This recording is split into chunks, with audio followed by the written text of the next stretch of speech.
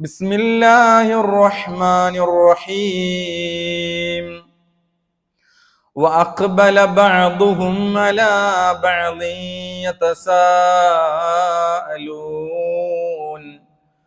قالوا إنا كنا قبل في أهلنا مشفقين فمن الله علينا ووقانا عذاب السموم رب اشرح لي صدري ويسر لي أمري വഹ്ലുൽ ഉഖ്ദതം ലിസാനി യഫ്ഖഹു ഖൗലി.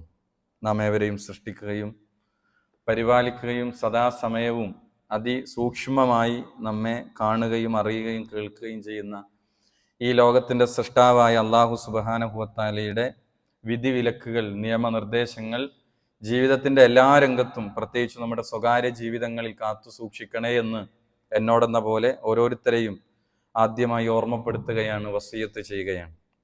മഹാനായ അമീറുൽ മുഅ്മിനീൻ ഉമർ ഇബ്നുൽ ഖത്താബ് റളിയല്ലാഹു അൻഹു അദ്ദേഹം ഭരിച്ചുകൊണ്ടിരിക്കുന്ന കാലഘട്ടം, അദ്ദേഹത്തിൻ്റെ ഖിലാഫത്ത് കാലഘട്ടത്തിൽ നടന്ന ഒരു സംഭവം ചരിത്രത്തിൽ രേഖപ്പെട്ടു കിടക്കുന്നത് കാണാം.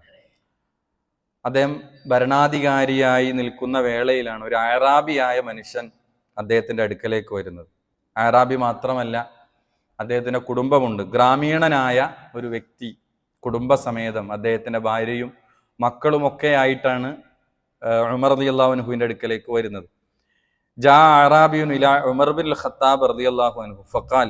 എന്നിട്ട് ആ അറാബിയായ കുടുംബം ഭരണാധികാരിയോട് ഒരു കാര്യം ആവശ്യപ്പെടുന്നത് കവിതാ രൂപത്തിലാണ് സഹായം ആവശ്യപ്പെടുന്നത്.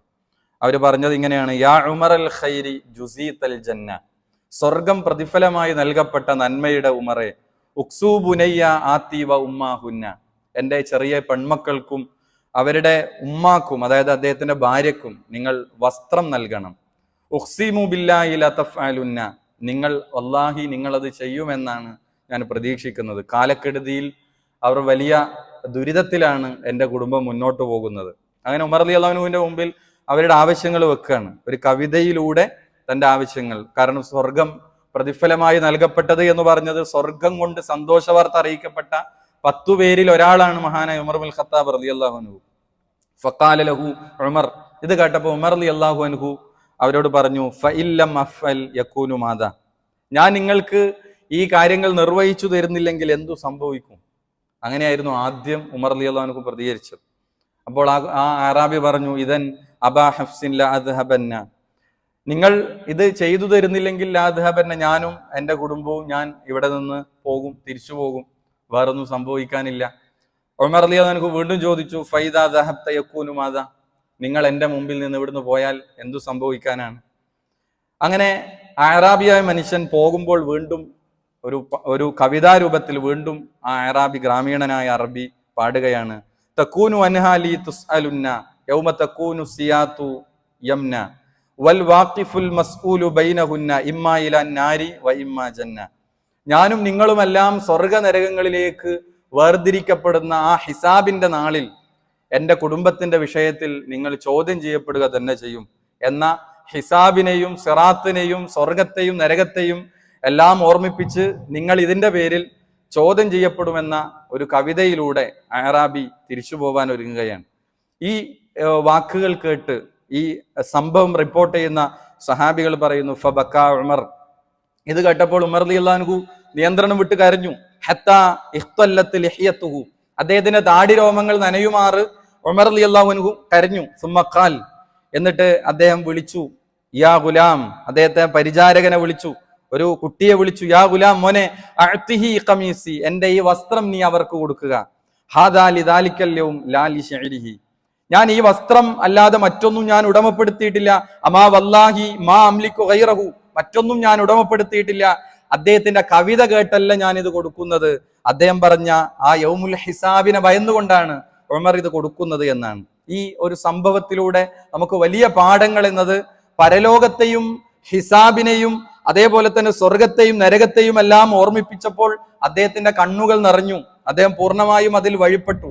ഇതായിരുന്നു സഹാബികളും മുൻഗാമികളായ ആളുകളുടെ സ്വഭാവം. അവർ അള്ളാഹുവിനെ പറ്റി, അതേപോലെ തന്നെ പരലോകത്തെപ്പറ്റി, മരണത്തെപ്പറ്റി ഒക്കെ ഓർമ്മപ്പെടുത്തുമ്പോൾ കണ്ണു നിറയുകയും കണ്ണു നനയുകയും കരയുകയും ചെയ്യുന്നവരായിരുന്നു എന്നതാണ് ഈ ഒരു സംഭവത്തിൽ നിന്ന് നമുക്ക് വായിക്കാൻ സാധിക്കുന്ന ഒരു പാഠം എന്നുള്ളത്. നമ്മളിവിടെ പരിശോധിക്കേണ്ട ഈ സംഭവത്തെ മുൻനിർത്തിക്കൊണ്ട് നമ്മൾ പരിശോധിക്കേണ്ടത് നമുക്ക് ഇങ്ങനെ കരയാൻ സാധിച്ചിട്ടുണ്ടോ എന്ന ചിന്ത നമ്മളിലേക്ക് കടന്നു വരേണ്ടതുണ്ട്. ഞാനും നിങ്ങളും നല്ലവരാണോ എന്ന് അറിയാൻ ഒരുപാട് ചോദ്യങ്ങൾ നമ്മളോട് ചോദിച്ചാൽ നമുക്ക് നാം നല്ലവരാണോ എന്ന് സ്വയം വിലയിരുത്താൻ കഴിയുന്ന ധാരാളം ചോദ്യങ്ങളുണ്ട്. അതിൽ നാം അല്ലാഹു സുബ്ഹാനഹു വ തആല നമുക്ക് ഇന്ന് നമ്മൾ മരിക്കാൻ അല്ലാഹു നിശ്ചയിക്കുകയാണെങ്കിൽ നമുക്ക് മരിക്കാൻ നമ്മൾ തയ്യാറാണോ എന്ന ചോദ്യം, നമുക്കതിന് സന്നദ്ധതയുണ്ടോ, അല്ലെങ്കിൽ അള്ളാഹുവിനോട് ഒരല്പം സമയം കൂടി ആവശ്യപ്പെടുന്നവരാകുമോ നമ്മൾ? ഈ ചിന്തകൾ നമ്മളെ, ഒരു മനുഷ്യനെ, അവനെ മാറ്റാൻ സഹായിക്കുമെന്നാണ് ഈ പരിശോധനകൾ. അതേപോലെ തന്നെ അറിവിനോടും അറിവ് നേടുന്നതിനോടും അത് പ്രചരിപ്പിക്കുന്നതിനോടും അതേപോലെ സൽക്കർമ്മങ്ങൾ ചെയ്യാനും ഒക്കെയുള്ള താല്പര്യം എത്ര കണ്ട് നമ്മളിൽ ഉണ്ട് എന്ന ചിന്തകൾ നമ്മൾ നല്ലവരാണോ എന്ന് നമുക്ക് സ്വയം പരിശോധിക്കാനുള്ള, നമ്മളോട് ചോദിക്കാനുള്ള ചില ചോദ്യങ്ങളാണ്. അതേപോലെ വളരെ പ്രധാനപ്പെട്ട ഒരു ചോദ്യമാണ് നമ്മളോട് ചോദിക്കേണ്ട ചോദ്യം. നമ്മൾ നമ്മുടെ തിന്മകളെ ഓർത്തുകൊണ്ട്, നമ്മുടെ കഴിഞ്ഞുപോയ കാലഘട്ടത്തെ ഓർത്തുകൊണ്ട്, യൗമുൽ ഹിസാബിനെ ഓർത്തുകൊണ്ട് നമുക്ക് കരയാൻ സാധിച്ചിട്ടുണ്ടോ? നമ്മുടെ തിന്മകളെ ഓർത്ത്, നഷ്ടപ്പെട്ടു പോയ സമയങ്ങളെ ഓർത്ത്, ദിവസങ്ങളെ ഓർത്ത് എന്ന് നമ്മൾ ഓരോരുത്തരും ചിന്തിക്കേണ്ടതാണ്. ജീവിതത്തിൽ ചെയ്തു പോയ തെറ്റുകൾ, അബദ്ധങ്ങൾ, കുറ്റങ്ങൾ, നഷ്ടപ്പെടുത്തിയ നന്മകൾ, അള്ളാഹുവിനെ കുറിച്ചുള്ള ഭയം, സ്വർഗം, നരകം, അതേപോലെ ഖബർ ശിക്ഷയെ പറ്റിയുള്ള ആ ഭയം, ഇതിനൊക്കെ പറ്റി നമുക്ക് ഉത്കണ്ഠയും ഭയവും നമ്മുടെ മനസ്സിലുണ്ടായി അതിലൂടെ നമുക്ക് കണ്ണു നിറയാൻ നമുക്ക് കാരണമായിട്ടുണ്ടോ എന്ന് നമ്മൾ ഓരോരുത്തരും പരിശോധിക്കേണ്ടതാണ്. ഇസ്ലാമിക പ്രമാണങ്ങൾ, റസൂലുള്ളാഹി സ്വല്ലല്ലാഹി അലൈഹി വസല്ലമയുടെ ഹദീസുകൾ, വിശുദ്ധ ഖുർആനിന്റെ ആയത്തുകൾ കരയുക എന്ന കാര്യത്തെ വലിയ മഹത്വത്തിൽ നമ്മളെ പരിചയപ്പെടുത്തുന്നുണ്ട്. ഒരു മനുഷ്യന്റെ കരച്ചിലിന് വലിയ മഹത്വങ്ങൾ ഉണ്ട് എന്നുള്ളതാണ്. നമുക്കറിയാം, കരയുക എന്ന ഒരു മനുഷ്യന്റെ ഫിത്രത്തിൽപ്പെട്ടതാണ്, അവന്റെ പ്രകൃതത്തിൽ അള്ളാഹു സംവിധാനിച്ചു വെച്ചതാണ് കരയുക എന്ന ഒരു സ്വഭാവം. അതുകൊണ്ടാണ് പണ്ഡിതന്മാർ പറഞ്ഞത് അൽ ബുകാഉ ഫിത്രത്തുൻ ബശരിയ. ഒരു മനുഷ്യൻ കരയുക എന്നത് അവന്റെ ഫിത്രത്തിൽ അള്ളാഹു സംവിധാനിച്ചു വെച്ചതാണ്. അതാണ് വിശുദ്ധ ഖുർആനിലെ സൂറത്തുൻ നജ്മിലെ 43-ാമത്തെ ആയത്ത്. അല്ലാഹു സുബ്ഹാനഹു വ തആല പറയാണ് വഅന്നഹു ഹുവ അൽഹക വഅബ്ക. നിങ്ങളെ കരയിപ്പിക്കുകയും ചിരിപ്പിക്കുകയും ചെയ്യുന്നത് അല്ലാഹുവാണ്. അപ്പോൾ ഒരാളെ കരയിപ്പിക്കുന്നത് അല്ലാഹുവാണ്, ഒരാളെ ചിരിപ്പിക്കുന്നത് അല്ലാഹുവാണ്. ഈ ആയത്തിനെ വിശദീകരിക്കുമ്പോൾ ഇമാം ഖുർത്തുബി റഹ്മഹുല്ല അദ്ദേഹത്തിന്റെ തഫ്സീറിൽ രേഖപ്പെടുത്തിയത് ഐ ഖലാ അസ്ബാബൽ ലഹ്കി വൽ ബുകാ. ഒരാളുടെ കരച്ചിലിന് കാരണമുണ്ട്, ഒരാളുടെ ചിരിക്ക് കാരണങ്ങളുണ്ട്. ഈ കരയാനുള്ള, ചിരിക്കാനുള്ള കാരണങ്ങളെ സൃഷ്ടിച്ചവൻ അല്ലാഹുവാണ് എന്നാണ് ഇമാം ഖുർത്തുബി വിശദീകരിച്ചത്. ഇവിടെ കരച്ചിലിന് പല കാരണങ്ങൾ പണ്ഡിതന്മാർ വിശദീകരിച്ചു തരുന്നുണ്ട്. പ്രായപൂർത്തിയാകാത്ത കുട്ടികൾ വരെ അവർ കരയേണ്ട സമയങ്ങളിൽ കരയുന്നു, ചിരിക്കേണ്ട സമയങ്ങൾ വരുമ്പോൾ അവർ ചിരിക്കുന്നു. ഒരുപക്ഷെ അറിഞ്ഞുകൊണ്ടായിരിക്കണമെന്നില്ല, അത് മനുഷ്യന്റെ ഒരു ഫിത്രത്താണ്. എന്നാൽ നമ്മൾ പറയുന്ന ഇസ്ലാം ഫള് നൽകിയ ഒരു കരച്ചിൽ, അത് പ്രായപൂർത്തിയായതിനു ശേഷം, അവന് കൃത്യമായ ബോധം വന്നതിനു ശേഷം അവനിൽ നടക്കുന്ന ചില കരച്ചിലുകൾക്ക് വ്യത്യസ്ത കാരണങ്ങളുണ്ട്. അവിടെ നമ്മൾ പറയുന്ന കരച്ചിൽ എന്താണ്? അള്ളാഹുവിനെ പറ്റി ഓർത്ത് ഒരാൾ കരയുന്ന കരച്ചിലിന് വലിയ മഹത്വങ്ങൾ റസൂലുള്ളാഹി സ്വല്ലല്ലാഹു അലൈഹി വസല്ലമ നമുക്ക് പഠിപ്പിച്ചിട്ടുണ്ട്. മഹാനായ പ്രവാചകൻ സ്വല്ലല്ലാഹു അലൈഹി വസല്ലമ കരഞ്ഞ സന്ദർഭങ്ങൾ പ്രവാചകന്റെ ജീവിതത്തിൽ ഉണ്ടായിട്ടുണ്ട്. പ്രവാചകൻ ദീർഘമായി കരഞ്ഞ ഒരു സന്ദർഭം ഹദീസ് ഗ്രന്ഥങ്ങളിൽ നമുക്ക് കാണാൻ സാധിക്കും. മഹാനായ ബിലാൽ റളിയല്ലാഹു അൻഹു, ആയിഷ റളിയല്ലാഹു അൻഹയാണ് ഈ ഹദീസ് റിപ്പോർട്ട് ചെയ്യുന്നത്. ബിലാൽ റളിയല്ലാഹു അൻഹു സുബ്ഹി ബാങ്ക് കൊടുക്കാൻ പ്രവാചകനെ, അതിന്റെ മുമ്പ് പ്രവാചകനെ വിളിച്ചുണർത്താൻ പ്രവാചകൻ അടുക്കലേക്ക് പോവുകയാണ്. പ്രവാചകൻ ആ സമയത്ത് കരയുകയാണ്. അപ്പോൾ ബിലാൽ റളിയല്ലാഹു അൻഹു റസൂലുള്ളാഹിനോട് ചോദിക്കാണ്, യാ റസൂലല്ലാഹ് ലിമ തബ്കി, നിങ്ങൾ എന്തിനാണ് കരയുന്നത്? വഖദ് ഗഫറല്ലാഹു ലക മാ തഖദ്ദമ മിൻ ദംബിക വമാ തഅഖർ, നിങ്ങളുടെ കഴിഞ്ഞുപോയതും വരാനിരിക്കുന്നതുമായ എല്ലാ പാപങ്ങളും പൊറുക്കപ്പെട്ടിട്ടില്ലേ, നിങ്ങൾ എന്തിനാണ് കരയുന്നത് റസൂലേ? അപ്പോൾ പ്രവാചകൻ സല്ലല്ലാഹു അലൈഹി വസല്ലം പ്രതികരിക്കുന്നത് യാ ബിലാൽ, ഓ ബിലാൽ എന്ന് പറഞ്ഞിട്ട് റസൂലുള്ളാഹി സ്വല്ലല്ലാഹു അലൈഹി വസല്ലം ബിലാൽ റളിയല്ലാഹു അൻഹുവിനോട് പറയുന്നത് അഫലാ അകൂന അബ്ദൻ ശകൂറ വമാ ലീ ലാ അബ്കി, ഞാൻ എങ്ങനെ കരയാതിരിക്കും? വഖദ് നസല അലയ്യ ലൈല, എനിക്കിതാ ഇന്നലെ ലഖദ് നസലത അലയ്യ ലൈലത ആയാത്തുൻ, എനിക്ക് ഇന്നലെ രാവിൽ ചില ആയാത്തുകൾ എനിക്കിതാ അവതരിപ്പിക്കപ്പെട്ടിരിക്കുന്നു. ഖുർആനിൽ ചില വഹീകൾ എനിക്ക് അവതരിപ്പിക്കപ്പെട്ടിരിക്കുന്നു. ആ ആയത്തുകളെ ഓർത്ത് ഞാൻ എങ്ങനെ കരയാതിരിക്കും? നമ്മളൊക്കെ ഓതിപ്പോയ കടന്നുപോയ ആയത്തുകളാണ്. മൂന്നാം അധ്യായം സൂറത്ത് ആലു ഇമ്രാനിലെ 190, 191 ആയത്തുകളാണ്. എന്താണ് ആയത്ത്? ഇന്ന ഫീ ഖൽഖിസ് സമാവാതി വൽ അർദി വഖ്തിലാഫിൽ ലൈലി വന്നഹാരി ലആയാതിൽ ലിഉലിൽ അൽബാബ്. എന്താണ് ആയത്തിന്റെ അർത്ഥം? ഇന്ന ഫീ ഖൽഖിസ് സമാവാതി വൽ അർദ്, അതേ ആകാശ ഭൂമികളുടെ സൃഷ്ടിപ്പിൽ, വഖ്തിലാഫിൽ ലൈലി വന്നഹാർ, അതേപോലെ രാപ്പകലുകൾ മാറി മറയുന്നത്, ലആയാതിൽ ലിഉലിൽ അൽബാബ്, ബുദ്ധിയുള്ളവർക്ക് അതിൽ ഒരുപാട് ഗുണപാഠങ്ങളുണ്ട്, ആയാത്തുകൾ, ദൃഷ്ടാന്തങ്ങളുണ്ട്. എന്നിട്ട് അല്ലാഹു യഥാർത്ഥ വിശ്വാസികളെ പറ്റി പറയാണ്, അല്ലദീന യദ്കുറൂനല്ലാഹ ഖിയാമൻ വഖുഊദൻ വഅലാ ജുനൂബിഹിം. അതേ യഥാർത്ഥ വിശ്വാസികൾ അവർ നിന്നുകൊണ്ടും ഇരുന്നുകൊണ്ടും കിടന്നുകൊണ്ടും അല്ലാഹുവിനെ ഓർക്കുന്നവരാണ്. എന്നിട്ടോ വയതഫക്കറൂൻ, അവർ ചിന്തിക്കുന്നു, ഫീ ഖൽഖിസ് സമാവാതി വൽ അർദ്, ആകാശ ഭൂമികളുടെ സൃഷ്ടിപ്പിനെ പറ്റി അവർ ചിന്തിക്കുന്നു, ആലോചിക്കുന്നു. എന്നിട്ട് അവർ പറയുന്ന എന്താണ്? റബ്ബനാ മാ ഖലഖ്ത ഹാദാ ബാത്തില. യഥാർത്ഥ മുഅ്മിനീങ്ങൾ പറയാണ്, റബ്ബേ നീ ഇതൊന്നും വൃഥാ സൃഷ്ടിച്ചതല്ല, ബാത്തിലായി നിരർത്ഥകമായി സൃഷ്ടിച്ചതല്ല. സുബ്ഹാനക്, നീ എത്ര പരിശുദ്ധനാണ്. ഫഖിനാ അദാബന്നാർ, ഞങ്ങളെ നരക ശിക്ഷയിൽ നിന്ന് നീ രക്ഷിക്കണേ. ഈ ആയത്തായിരുന്നു പ്രവാചകനെ കരയിപ്പിച്ചത്. പ്രവാചകന്റെ താടിരോമങ്ങൾ നനഞ്ഞു. ബിലാൽ റളിയല്ലാഹു അൻഹു പറയാണ്, പ്രവാചകൻ എന്നിട്ട് ഈ ആയത്ത് പറഞ്ഞിട്ട് ബിലാൽ റളിയല്ലാഹു അൻഹുവിനോട് പറഞ്ഞൊരു വാക്ക് കൂടിയുണ്ട്. എന്താ? ഇതൊക്കെ നമ്മൾ ഓതി പോകുന്ന ആയത്താണ്. വൈലുൻ, നാശം, ലിമൻ ഖറഅഹ വലം യതഫക്കർ ഫീഹാ. ഈ ആയത്ത് പാരായണം ചെയ്യുകയും ഇതിനെപ്പറ്റി ചിന്തിക്കാതിരിക്കുകയും ചെയ്യുന്നവൻ വൈലുൻ, അവനു നാശം എന്നാണ് പ്രവാചകൻ പറഞ്ഞത്. എന്ന് പറഞ്ഞാൽ ആകാശ ഭൂമികളുടെ സൃഷ്ടിപ്പിനെ പറ്റി ആലോചിക്കണം, രാപ്പകലുകൾ മാറി മറിയുന്നതിനെ പറ്റി മനുഷ്യൻ ആലോചിക്കണം. അവന് സൃഷ്ടാവിനെ പറ്റി ഉള്ള ബോധവും സൃഷ്ടാവിനെ കണ്ടെത്താനും അവന് സാധിക്കുമെന്നാണ്. ഇതാണ് ഒരു സന്ദർഭം. മറ്റൊരു സന്ദർഭവും പ്രവാചകൻ കരഞ്ഞ സന്ദർഭങ്ങൾ നമുക്ക് കാണാൻ സാധിക്കും. പ്രവാചകൻ സല്ലല്ലാഹു അലൈഹി വസല്ലം വരുന്ന ജാഹിലിയ കാലഘട്ടത്തിൽ അസ്ഥാനത്തുള്ള കരച്ചിലുകൾ ഉണ്ടായിരുന്നു. അതേപോലെയുള്ള ദുഃഖപ്രകടനങ്ങൾ ഉണ്ടായിരുന്നു. പ്രവാചകൻ പറഞ്ഞു, അത്തരം കരച്ചിലുകൾ പാടില്ല. അലമുറയിട്ടുള്ള കരച്ചിലുകൾ, അള്ളാഹുവിന്റെ വിധിയെ പഴിച്ചുള്ള കരച്ചിലുകൾ. പക്ഷെ പ്രവാചകൻ സല്ലല്ലാഹു അലൈഹി വസല്ലം അത് തിരുത്തി.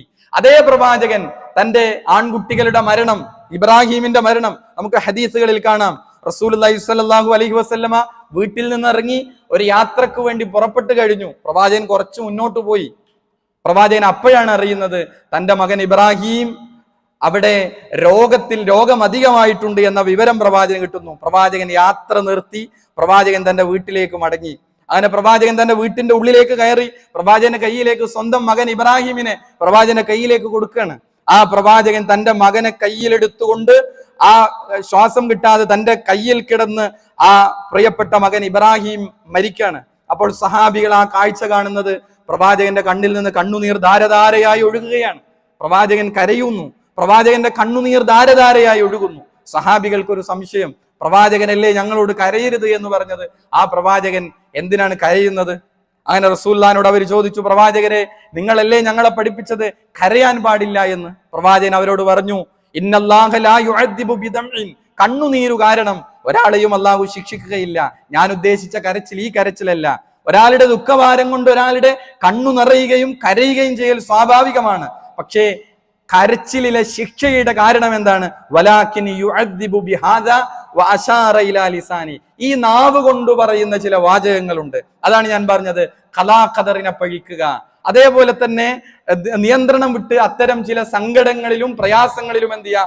അനിയന്ത്രിതമായി കരച്ചിലുകളാണ്. കരച്ചിലുകൾക്ക് പല കാരണങ്ങൾ. പണ്ഡിതന്മാർ ഈ വിഷയത്തെ വളരെ ഡീപ്പായി പഠിക്കുമ്പോൾ പണ്ഡിതന്മാർ പല കാരണങ്ങൾ, ഒരു മനുഷ്യന്റെ കരച്ചിലുകൾക്ക് വ്യത്യസ്ത കാരണങ്ങൾ പണ്ഡിതന്മാർ എണ്ണിപ്പഠിപ്പിക്കുന്നു. പല പണ്ഡിതന്മാരും അതിലൊന്ന് അൽ ബുകാഉ മിനൽ ഫറഹ്, ഒരാൾ സന്തോഷം കൊണ്ട് ഒരാൾ കരയും. ഒരാൾക്ക് അമിതമായ സന്തോഷം ഉണ്ടായാൽ ഒരാളുടെ കണ്ണു നിറയും. അൽ ബുകാഉ മിനൽ ഹുസ്ൻ, ഒരാൾ സങ്കടം കൊണ്ട് കരയും.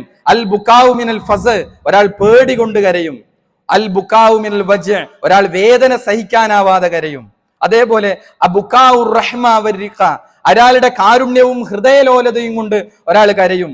അതേപോലെ തന്നെ അൽ ബുകാഉൽ ഫർഹി വസ്സുറൂർ, അതേപോലെ ബുകായിൽ ജസഇ മിൻ ഉറൂബിൽ അലം, വലിയ വേദനകൾ, അതേപോലെയുള്ള പേടി കൊണ്ട് മനുഷ്യൻ കരയും. ദുർബലത കൊണ്ട് മനുഷ്യൻ കഴിയും. അതേപോലെ കഴിവുകേട് കൊണ്ട് മനുഷ്യൻ കരയും. അതേപോലെ ആളുകളെ കാണിക്കാൻ വേണ്ടി മനുഷ്യൻ കരയും. ഇങ്ങനെ വ്യത്യസ്ത കാരണങ്ങൾ പണ്ഡിതന്മാർ പറയുന്നു. അവിടെയാണ് പണ്ഡിതന്മാർ പറയുന്നത്, ഒരാൾ സന്തോഷം കൊണ്ട് കരയുന്ന കണ്ണുനീരിന് ഒരു നേരിയ തണുപ്പ് അനുഭവപ്പെടും, ഒരാൾ സങ്കടം കൊണ്ട് കരയുന്ന കണ്ണുനീരിന് ഒരു ഇളം ചൂട് അനുഭവപ്പെടും. ഹൃദയത്തിന്റെ ആ ചൂട് ആ കണ്ണുനീരിൽ പോലും പ്രതിഫലിക്കുമെന്നാണ്. ഇവിടെ എങ്ങനെയാണ് കരയൽ എങ്ങനെയാണ് കാണിക്കാൻ വേണ്ടി ആളുകൾ കരയുന്നത്? റസൂലുള്ളാഹി സ്വല്ലല്ലാഹു അലൈഹി വസല്ലം നമുക്ക് വിശുദ്ധ ഖുർആനിൽ കാണാം. മഹാനായ യൂസുഫ് നബി അലൈഹിസ്സലാമയുടെ സഹോദരങ്ങളുടെ കരച്ചിൽ സൂറത്ത് യൂസുഫിലുണ്ട്. എന്താണ്? യൂസുഫ് അലൈഹിസ്സലാമയെ പൊട്ടക്കിണറ്റിലേക്ക് കൊണ്ടുപോയിടുകയും പിന്നെ യാക്കൂബ് അലൈഹിസ്സലാമിന്റെ അടുക്കലേക്ക് അവർ വരുന്നുണ്ട്. എങ്ങനെ അവർ വരുന്നത്? സൂറത്ത് യൂസുഫിലെ 16 കാണാം. വജാഉ അബാഹും ഇശാഅൻ യബ്കൂൻ, അവർ സന്ധ്യാസമയത്ത് വാപ്പയുടെ അടുത്തേക്ക് വന്നത് യബ്കൂൻ, അവർ കരഞ്ഞുകൊണ്ടാണ്. ആരാണ് പൊട്ടക്കിണറ്റിൽ ഇട്ടത്? സഹോദരങ്ങളാണ്. പക്ഷെ അവർ കരഞ്ഞു വന്നത് അവിടെ ഒരു പിന്നെ അവരെ പൊട്ടക്കിണറ്റിലേക്ക് ഇട്ട് യാക്കൂബ് അലൈഹി ഇസ്ലാമിനോട് കളവ് പറഞ്ഞ് അവർ കരഞ്ഞു എന്നാണ് ഖുർആൻ പറയുന്നത്. അപ്പോൾ ഒരാൾക്ക് ഹൃദയത്തിലില്ലാതെയും കരയാൻ പറ്റും. എന്നാൽ നമ്മൾ പറയുന്ന അഫ്ളലായ കരച്ചിലേതാണ്? അതിലേക്കാണ് നമ്മൾ വരുന്നത്.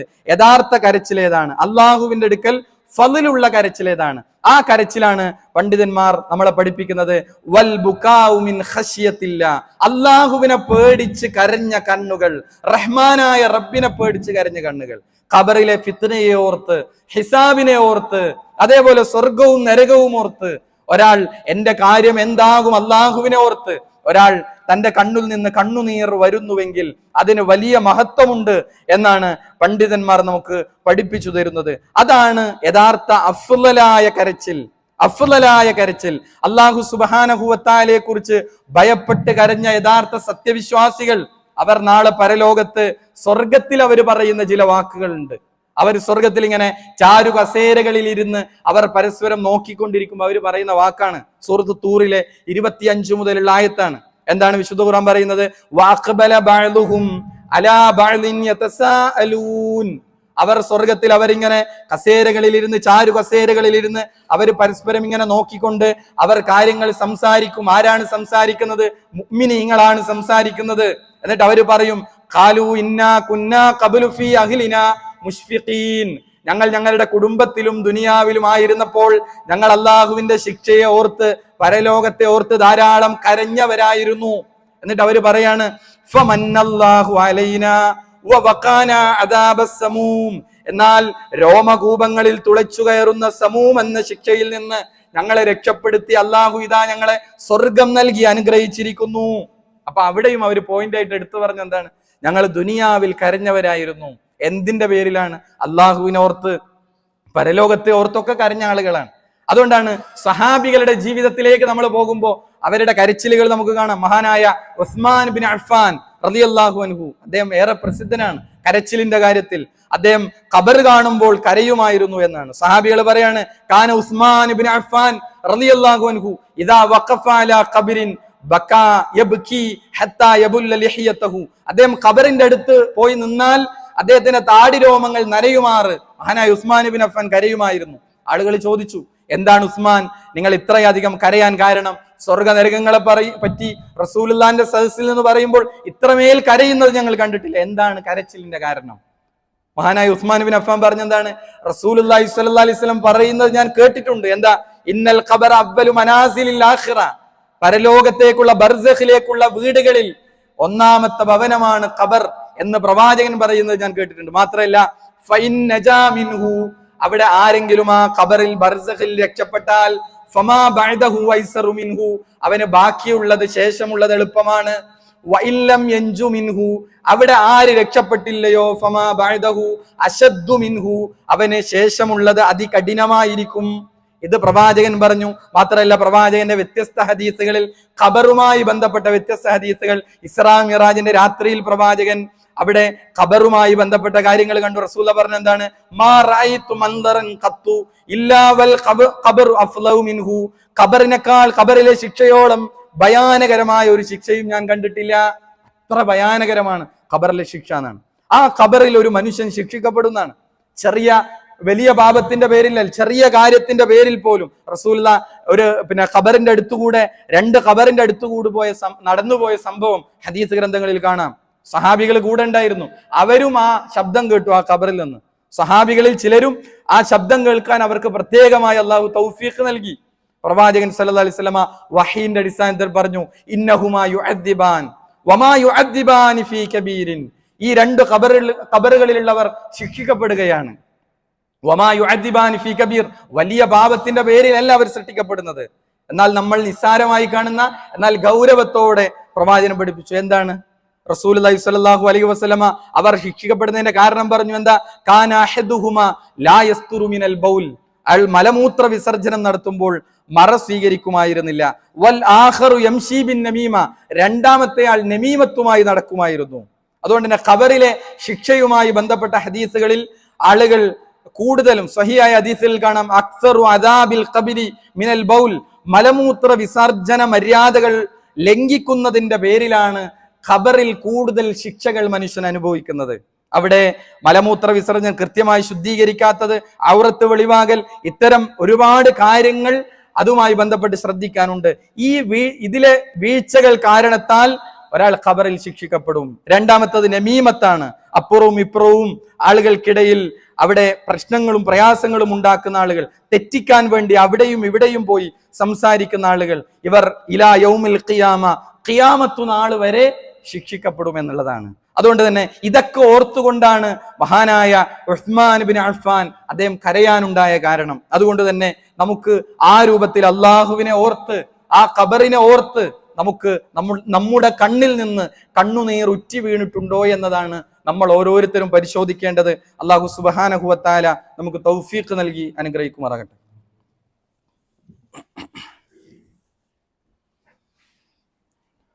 അൽഹംദുലില്ലാ വസ്സലാത്തു വസ്സലാമു അലാ റസൂലില്ലാ വഅലാ ആലിഹി വസഹ്ബിഹി അജ്മഈൻ, അമ്മാ ബഅദ്.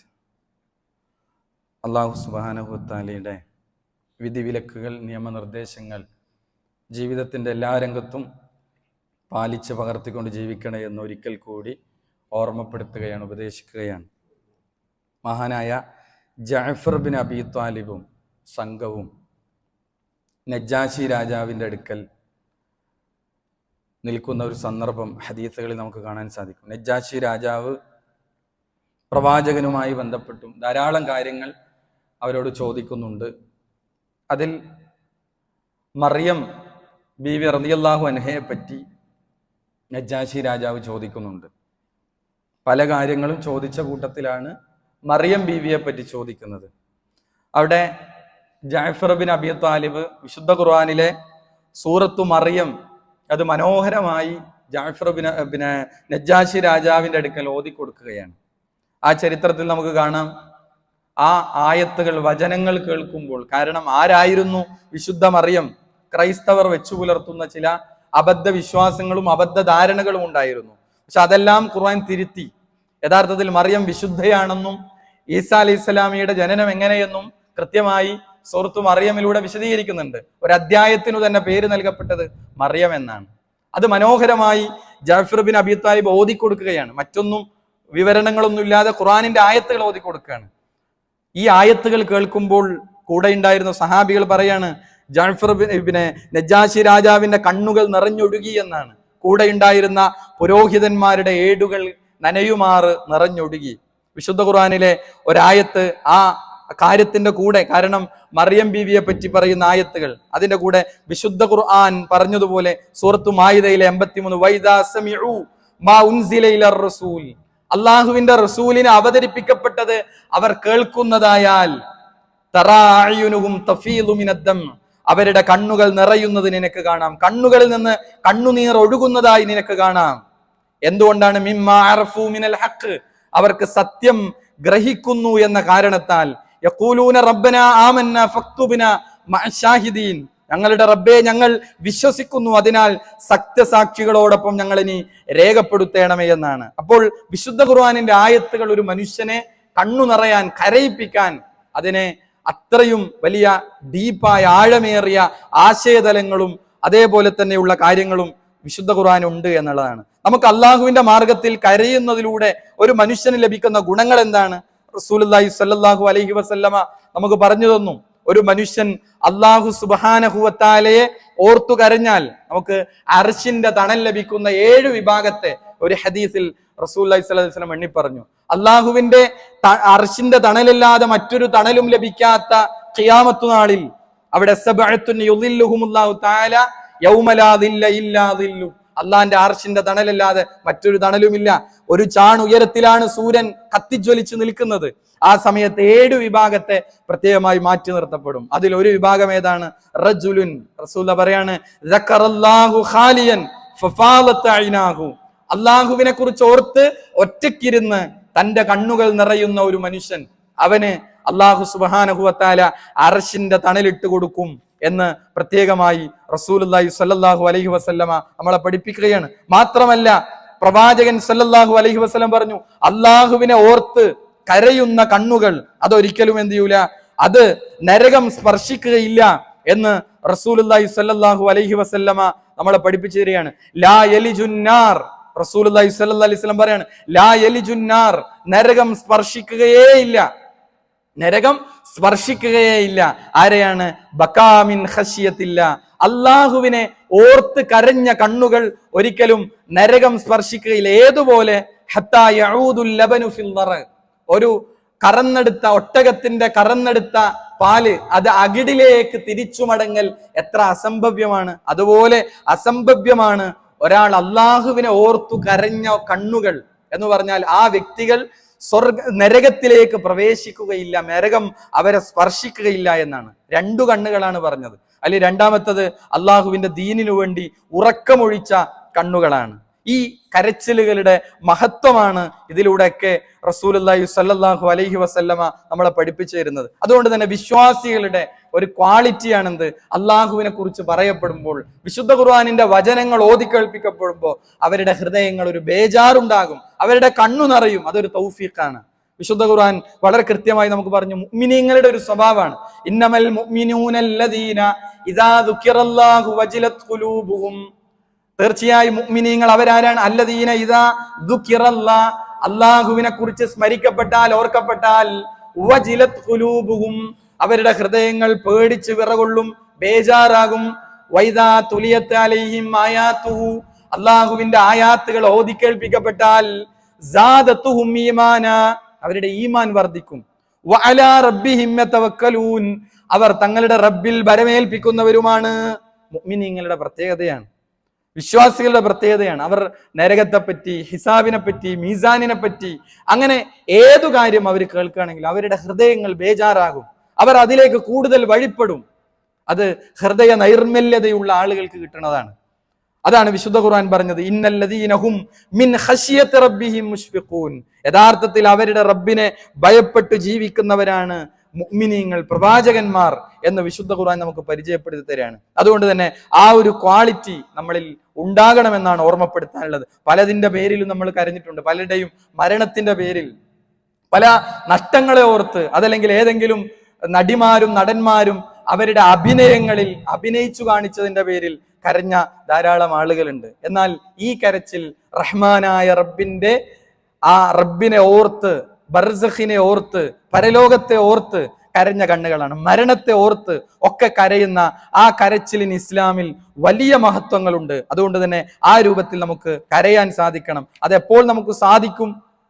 നമ്മളെ ജീവിതത്തെ പറ്റി ആലോചിക്കണം. നമ്മൾ ഇപ്പോഴുള്ള നമ്മളെ വലിയ വലിയ വീടുകളിൽ നിന്ന് നമ്മൾ നിമിഷങ്ങൾക്കകം അല്ലാഹു സുബ്ഹാനഹു വ തആലയുടെ വിധിക്ക് കീഴടങ്ങി മരണത്തിലേക്ക് പോയാൽ 6 അടി മണ്ണിലേക്ക് നമ്മളെ ഇറക്കി വെക്കുന്ന ഒരു നാൾ, അത് അതിവിദൂരമല്ല, ഏത് സമയത്തും സംഭവിക്കാം.